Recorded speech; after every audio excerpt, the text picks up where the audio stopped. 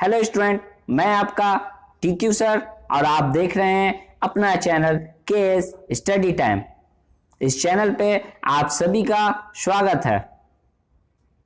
Channel को like कर लें, सब्सक्राइब कर लें और शेयर कर लें। और कोई सवाल पूछना है तो कमेंट बॉक्स में पूछ सकते हैं।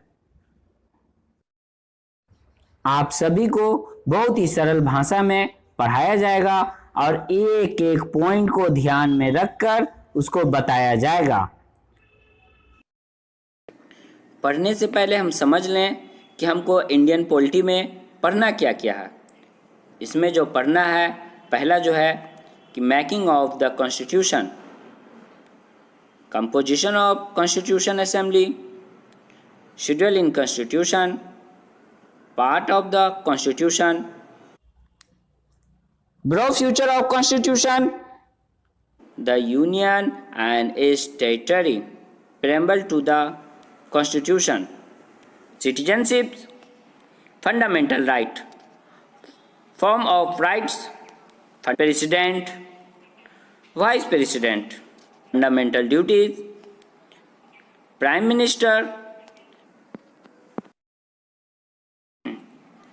न्यू स्टेट क्रिएट आफ्टर 1950 यानी 1950, parliament of India, Supreme Court of India, governor, chief minister, legislative assembly यानी Vidhan Sabha, high court, union territories, inter state relation,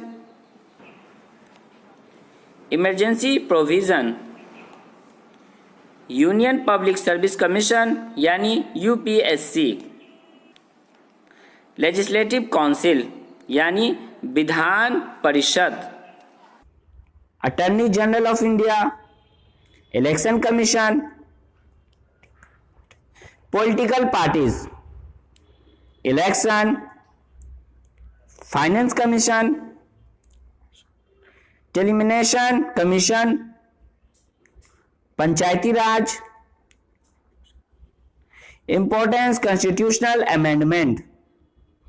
ये सब एक महत्वपूर्ण चैप्टर है। इन सब को बड़े ही ध्यान के साथ पढ़ाया जाएगा। आइए हम शुरू करते हैं lesson number 1, making of the constitution.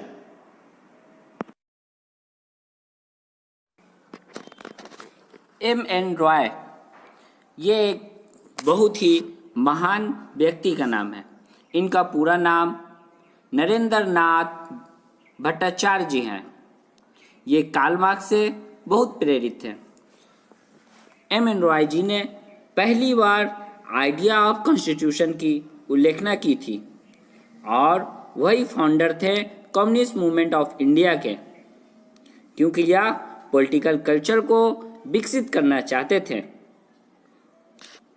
इनका इंडियन पॉलिटी में बहुत ही योगदान रहा और 1935 में आईएनसी यानी नेशनल इंडिया कांग्रेस ने पहली बार ऑफिशियल डिमांड किया था एक कॉन्स्टिट्यूशन असेंबली बनाने की, मगर कुछ कारणों से इसको डिले कर दिया गया। मगर कुछ सालों के बाद कॉन्स्टिट्यूशन असेंबली ऑफ इंडिया बनाया गया 16 मई 1946 में कैबिनेट मिशन प्लान के द्वारा।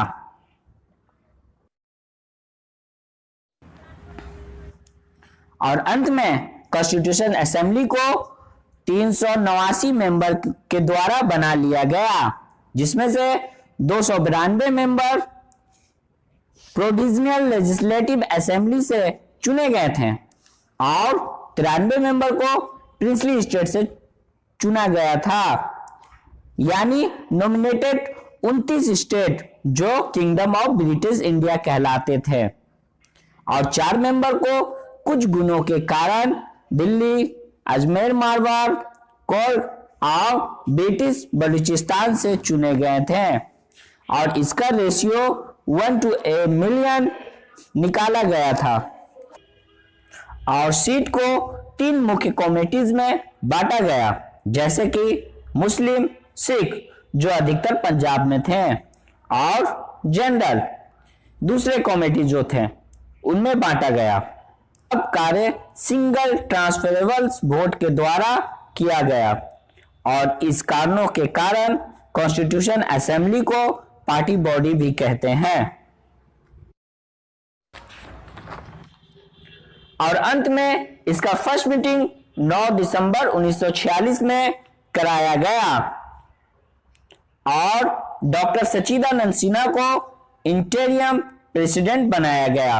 फ्रेंच प्रैक्टिस को ध्यान में रखते हुए बनाया गया और अंत में 11 दिसंबर 1946 को डॉक्टर राजेंद्र प्रसाद को प्रेसिडेंट घोषित कर दिया गया और 13 दिसंबर 1946 को जवाहरलाल नेहरू एक महत्वपूर्ण कदम उठाया जिसे ऑब्जेक्टिव रेजोल्यूशन कहते हैं। उन्होंने फिलॉसफी स्ट्रक्चर ऑफ कॉन्स्टिट्यूशन बनाया और इस फिलॉसफी स्ट्रक्चर ऑफ कॉन्स्टिट्यूशन ने पूरे संविधान के रुख को मोड़ दिया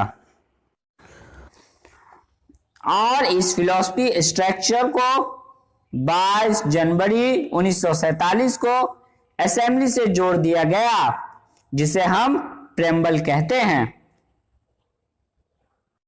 20 फरवरी 1947 को ब्रिटिश प्राइम मिनिस्टर क्लीमेंट एटली ने डिक्लेयर कर दिया कि अब भारत ब्रिटिश रूल को इंडिया से समाप्त कर दिया जाएगा 30 जून 1948 को।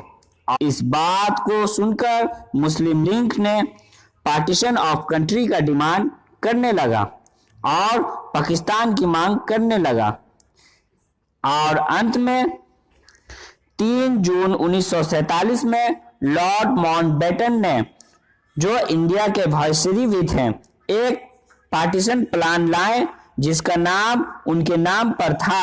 वह प्लान माउंटबेटन प्लान था। इस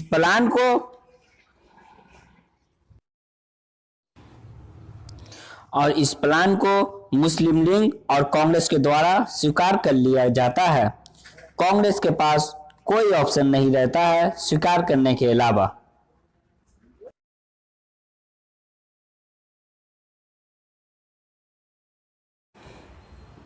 फिर क्या था? अब कॉन्स्टिट्यूशन असेंबली देश के हित में विभिन्न प्रकार के कामों में जुड़ गई, जैसे कि 22 जुलाई 1947 को नेशनल फ्लैग अडॉप्ट किया गया। 24 जनवरी 1950 को नेशनल एंथम अडॉप्ट किया गया। 24 जनवरी 1950 को नेशनल सॉन्ग अडॉप्ट किया गया। इसके बाद कॉन्स्टिट्यूशन असेंबली ने 8 मेजर कमेटी को अपॉइंटमेंट किया, जैसे कि यूनियन पावर कमेटी जो जवाहरलाल नेहरू जी के द्वारा बनाया गया था। यूनियन कॉन्स्टिट्यूशनल कमेटी यह भी जवाहरलाल नेहरू के द्वारा बनाया गया था। प्रोविंशियल कॉन्स्टिट्यूशन कमेटी जो सरदार पटेल जी के द्वारा बनाया गया था।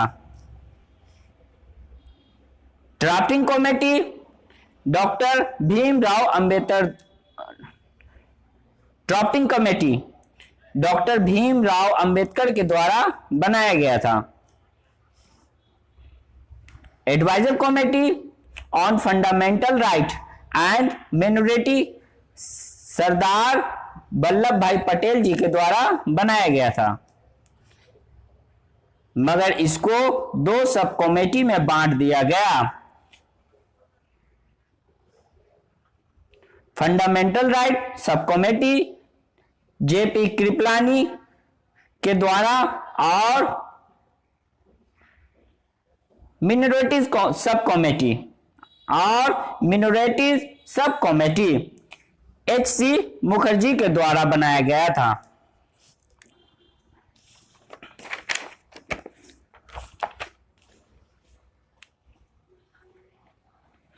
Rule of procedure committee doctor Rajendra Prasad के द्वारा बनाया गया था।